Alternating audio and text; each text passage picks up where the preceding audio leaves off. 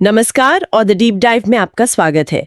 आज हमारे सामने एक बहुत ही दिलचस्प कहानी है और इसके जरिए हम एक बड़े सवाल पर बात करेंगे। सवाल ये कि क्या शेयर बाजार में पैसा कमाना सिर्फ एक्सपर्ट्स का खेल है? हाँ, या फिर जिनके पास बहुत सारा पैसा है। या क्या कोई आम इंसान भी अपनी छोटी छोटी बचत से एक सीधे साधे रास्ते पर चलकर कुछ बड़ा बना सकता है? और आज हम जिस रिपोर्ट पर बात कर रहे हैं उसका नाम ही है सिंपल स्ट्रैटेजी बड़े रिटर्न। ये रविश नाम के एक आम निवेशक की कहानी है। तो आज हमारा मकसद है रविश की इस स्ट्रैटेजी को समझना। उन्होंने क्या किया, कैसे किया और सबसे जरूरी उनकी कहानी से हमारे जैसे आम निवेशक क्या सीख सकते हैं। बिल्कुल। और दिलचस्प बात यह है कि इस कहानी में जो सफलता की कुंजी है वो किसी मुश्किल फॉर्मूले में नहीं है। अच्छा, वो सादगी में है, अनुशासन में है और अपनी भावनाओं पर काबू पाने में है। चलिए तो रविश से ही शुरू करते हैं।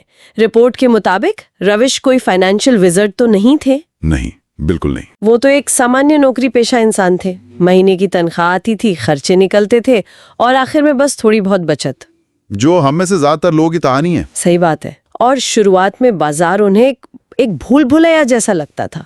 हजारों कंपनियां, चार्ट्स, डेटा। बिल्कुल। टीवी पर एक्सपर्ट्स चिल्ला रहे हैं, मतलब इतना शोर है कि किसी का भी सिर घूम जाए। इसे एनालिसिस पैरालिसिस भी कहते हैं। हाँ, कि इतना कुछ है कि कोई फैसला ही नहीं ले पाते। जी। लेकिन यहीं पर रवीश ने एक बहुत ही जरूरी काम किया।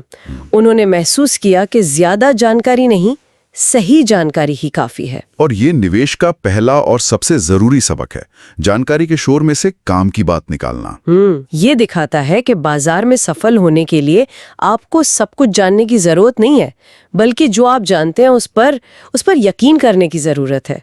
एक साफ सोच हजारों अधूरी जानकारियों से ज्यादा ताकतवर है। कंपनियों में हर महीने एक छोटी रकम की SIP करना। हाँ, SIP का अनुशासन मतलब हर महीने एक तय रकम लगानी ही लगानी है, चाहे बाजार ऊपर हो या नीचे। और खासकर जब नीचे हो। उनका भरोसा रुपी कॉस्ट एवरेजिंग पर था। मतलब जब बाजार गिरता है तो घबराना नहीं, ये सोचना है कि आज मेरे उतने ही पैसों में ज्यादा यूनिट्स मिल रहे हैं। ये बहुत पावरफुल सोच है। बिल्कुल। अच्छा, दूसरा पिलर वो इससे भी ज्यादा दिलचस्प है और शायद थोड़ा कंट्रोवर्शियल भी। कौन सा? उन्होंने अपना सारा पैसा सिर्फ 4 से 5 मजबूत कंपनियों में लगाया। अच्छा, फोकस्ड इन्वेस्टिंग। हाँ, जहां हर कोई कहता है कि सारे अंडे एक टोकरी में मत रखो, रविश ने अपनी कुछ चुनिंदा टोकरियों पर ही दांव लगाया। चलिए इसी पर थोड़ी बात करते हैं, क्योंकि ये जरूरी है। SIP का फायदा तो ज्यादातर लोग समझते हैं जी, लेकिन ये जो फोकस्ड इन्वेस्टिंग का तरीका है ये आम सलाह के बिल्कुल उलट है। हाँ, मेरा भी यही सवाल है। क्या ये सलाह थोड़ी गैर जिम्मेदाराना नहीं है? अगर कोई नया निवेशक सिर्फ 4 स्टॉक चुनता है और उनमें से कोई एक डूब गया तो? बहुत अच्छा सवाल है और इसका जवाब हाँ भी है और नहीं भी। देखिए, वॉरेन बफे कहते थे कि diversification is protection against ignorance. मतलब? डाइवर्सिफिकेशन उन लोगों के लिए है जो नहीं जानते कि वो क्या कर रहे हैं। बिल्कुल। अगर आप 50 कंपनियां खरीद रहे हैं तो इसका मतलब है कि आप उनमें से किसी एक पर भी पूरा भरोसा नहीं करते। तो रविश का तरीका इसका ठीक उल्टा था। एकदम उल्टा। उन्होंने कहा, मैं शायद 500 कंपनियों को नहीं समझता, पर जिन 4-5 को समझता हूं उन पर मुझे पूरा यकीन है। ये एक high risk high reward approach है। तो उन्होंने अपनी रिसर्च पर दांव लगाया, किस्मत पर नहीं। ठीक यही। उन्होंने मजबूत बिजनेस में हिस्सेदारी खरीदी, सट्टा नहीं लगाया। ऐसी कंपनियां जिनका मैनेजमेंट अच्छा हो, कर्ज कम हो और जो अपने सेक्टर की लीडर हो। मतलब ये कि कम कंपनियां चुनने का मतलब है ज्यादा मेहनत करना, कम नहीं। एग्जैक्टली। आपको उन कंपनियों को अंदर बाहर से समझना होगा। तो हाँ, जोखिम ज्यादा है, लेकिन अगर आपकी समझ सही है तो मुनाफा भी असाधारण हो सकता है। ठीक है, तो नियमित निवेश और अच्छी गिनी चुनी कंपनियां। लेकिन असली परीक्षा तो तब होती है जब बाजार गिरने लगता है ना? हाँ, असली खेल तो वहीं होता है। लोग वहीं घबरा जाते हैं और यहीं पर उनकी रणनीति के अगले 2 पिलर्स काम आते हैं, जो दिमाग से ज्यादा दिल के बारे में है। तीसरा उसूल था पैनिक सेलिंग से हर हाल में बचना। घबराहट में बिकवाली से। हाँ, रिपोर्ट बताती है कि जब बाजार 20-30% गिरा, जब चारों तरफ डर का माहौल था, तब भी उन्होंने अपनी SIP जारी रखी। ये कहना बहुत आसान है, पर जब अपनी मेहनत की कमाई रोज कम होती दिखती है तो बहुत मुश्किल होता है। और चौथा उसूल इसी से लड़ने का हथियार था, लंबे समय का धैर्य।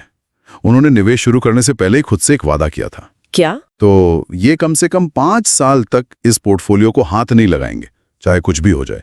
ये गेट रिच क्विक नहीं, गेट रिच स्लो का प्लान था। तो ये जो धैर्य है और घबराहट में ना बेचने का अनुशासन, हाँ, इसका असल में असर क्या होता है? इसका असर जादुई होता है।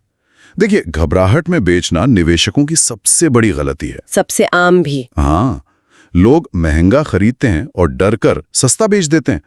रविश ने इसका ठीक उल्टा किया, और धैर्य ही वो चीज है जो कंपाउंडिंग को अपना जादू दिखाने का मौका देती है। कंपाउंडिंग मतलब आपके मुनाफे पर भी मुनाफा कमाना। जी, और कंपाउंडिंग का ज्यादातर जादू आखिरी कुछ सालों में होता है। 10 साल के निवेश में शायद 70% मुनाफा आखिरी 3 सालों में आता है। अच्छा। तो जो लोग बीच में ही शो छोड़कर चले जाते हैं, वो असल में जादू होने से ठीक पहले जाते हैं। रविश की रणनीति कागज पर सरल दिखती है, पर असल में ये हिम्मत की लड़ाई है। मुझे याद है 2020 में जब बाजार गिरा था, मेरे अपने हाथ कांप रहे थे एसआईपी की अगली किश्त डालने में। सबके मन में याद है, यही तो इंसानी स्वभाव है। और जो इस स्वभाव के खिलाफ जा पाता है, बाजार उसी को इनाम देता है। रविश ने यही किया। तो इस सरल लेकिन मुश्किल रणनीति के नतीजे क्या रहे? हाँ, अब आते नतीजों पर। रिपोर्ट के अनुसार पहले 1-2 साल कुछ खास नहीं थे। कई बार पोर्टफोलियो लाल निशान में भी रहा। बिल्कुल, और ये बताना बहुत जरूरी है, निवेश कोई सीधी रेखा में ऊपर जाने वाला ग्राफ नहीं है, इसमें सब्र का इम्तिहान होता है। लेकिन रविश टिके रहे। और फिर उनकी रणनीति ने रंग दिखाना शुरू किया। 3 साल बाद उनका पोर्टफोलियो 45% बढ़ चुका था। और 5 साल बाद? 5 साल बाद ये आंकड़ा 120% से भी ज्यादा का रिटर्न दिखा रहा था। उनकी छोटी छोटी मासिक बचत ने एक बड़ी रकम की शक्ल ले ली थी। ये कंपाउंडिंग और रुपी कॉस्ट एवरेजिंग का मिला जुला नतीजा है। जो शेयर उन्होंने बाजार की सबसे बड़ी गिरावट में खरीदे थे, उन्होंने रिकवरी के समय सबसे जबरदस्त मुनाफा दिया। मतलब उन्होंने डर को एक मौके की तरह इस्तेमाल किया। बिल्कुल। तो इस सब का मतलब साफ है, एक सही योजना और अनुशासन के साथ छोटी बचत सच में बड़ा कैपिटल बन सकती है। हाँ, और अगर हम इस पूरी कहानी से मिले सबकों को देखें तो 3 बड़ी बातें सामने आती हैं।